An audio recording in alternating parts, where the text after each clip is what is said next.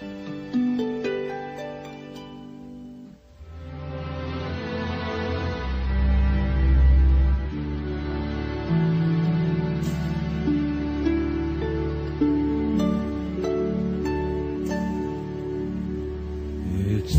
kailan darating, kung sino yung magmamahal sa atin ng tunay, kung sino yung magbibigay sa atin ng importansyang hinahanap natin.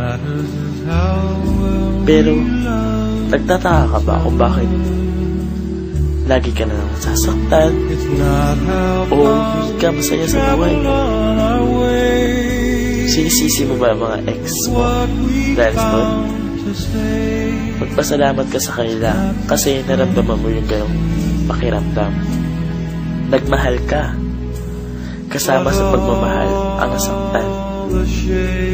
Alam mo, hindi naman mahirap masaktan eh. Ang mahirap, tanggapin yun. Kaya kung ako sa inyo, kung nagmahal kayo at nasaktan kayo, matuto kayo. Learn from it.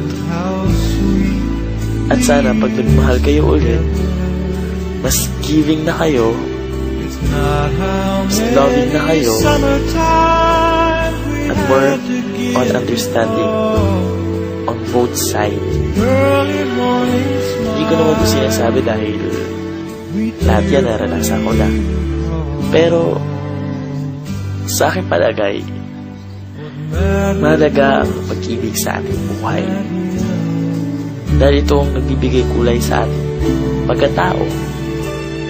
Sa bawat araw, bawat umaga at gabi, sa bawat pagsubok na darating sa atin, na kapag meron tayong taong masasandalan, alam natin hindi tayo iiwan, taong mamahalin tayo o ano man tayo.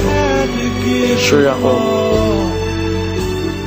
magiging masaya ang buhay mo kahit maraming problema ang dumating sa buhay mo.